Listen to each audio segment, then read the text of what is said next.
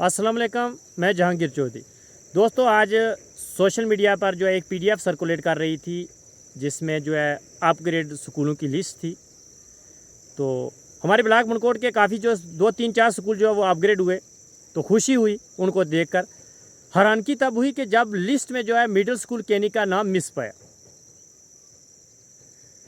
ये वो वाहिद स्कूल था जो ब्लॉक मनकोट में फिजिबिलिटी रिपोर्ट में सबसे फ्रंट पर था हर लिहाज से।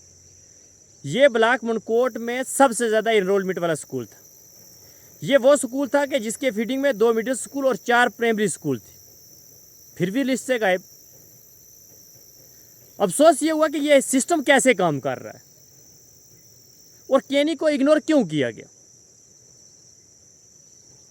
अगर 40 या 50 इनरोलमेंट वाला स्कूल, 2 रूम वाला स्कूल, 3 टीचर वाला स्कूल हाई हो सकता है, तो ये फिर जो है 6 रूम वाला स्कूल, 6 टीचर हैं, 6 कनाल ज़मीन थी, स्टेट एंड अनलिमिटेड, 150 से ज़्यादा इनरोलमेंट वाला स्कूल जो है वो अपग्रेड क्यों नहीं होता। ये एक बहुत बड़ी सोची समझी जो है साजिश हुई है। तो मैं एडमिनिस्ट्रेशन से गुजारिश करना चाहता हूँ कि अगर इसी तरीके से काम चलते रहे, इस सिस्टम के साथ काम चलते रहे, तो फिर कहाँ लोगों को इंसाफ मिलेगा। ये इंसाफ है और केनी के लोगों के साथ बहुत बड़ी नाइंसाफ़ी हुई है। और मैं सरकार से गुजारिश करना चाहता हूं कि अगर आपका सिस्टम, आपकी सरकार इस सिस्टम के तहत काम कर रही है, तो फिर ये बड़ी नाइंसाफ़ी और नाहक की बात है और आप जो है लोगों के साथ बहुत बड़ी नाइंसाफ़ी कर रहे हैं। सरकार को जो है इस पर एक्शन लेना होगा, एडमिनिस्ट्रेशन को भी इस पर तवज्जो देनी होगी। लोगों के साथ जो है ये नाइंसाफ़ी हो रही है, इसको रोकनी पड़ेगी। दोस्तों, आज ये बात सिर्फ मगैद केनी के स्कूल MS केनी की नहीं है जनाब। अगर फर्स्ट नंबर को लास्ट किया जा सकता है, अगर आज केनी किया है, तो कल किसी काम में आप लोगों का भी नंबर आ जाएगा। आज केनी के लोगों के साथ नाइंसाफ़ी हुई है, कल तुम्हारे साथ भी नाइंसाफ़ी होगी। इसलिए हम सबको हक के लिए आवाज़ उठानी होगी। और मैं ख़ासकर अपनी पंचायत मगैद केनी के लोगों से गुजारिश करना चाहता हूँ और ख़ासकर नौजवानों से मैं ये पूछना चाहता हूँ कि आप और मैं सब मिलकर हम सोचें कि हम कहाँ खड़े हैं।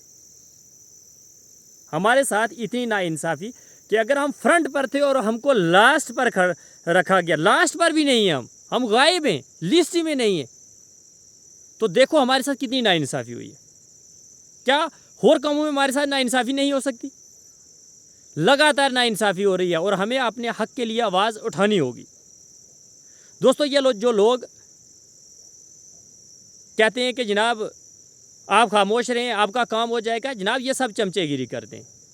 हमारे कामों को इग्नोर किया जा रहा है और सिस्टम जो है बाकायदा प्रॉपर काम नहीं कर रहा है। देखिए, इस तरीके से तो हर काम में जो है वो प्रॉब्लम है। ये तो वो हो गया कि अगर एक बच्चा 100 नंबर ले रहा है तो उसको निकाल कर जनाब 10 नंबर वाले बच्चे को जो है फर्स्ट करके उसको जॉब दे दो।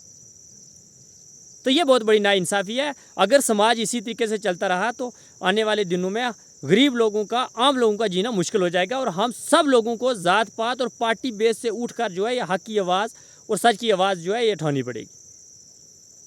देखिए, ये केनी स्कूल का मसला नहीं हुआ, ये हमारे लोगों के पूरे ब्लॉक मनकोट का सिस्टम जो है वो ज़ाहिर हुआ कि वो कितनी नाइंसाफ़ी के साथ और कितनी धांधली के साथ काम कर रहा है।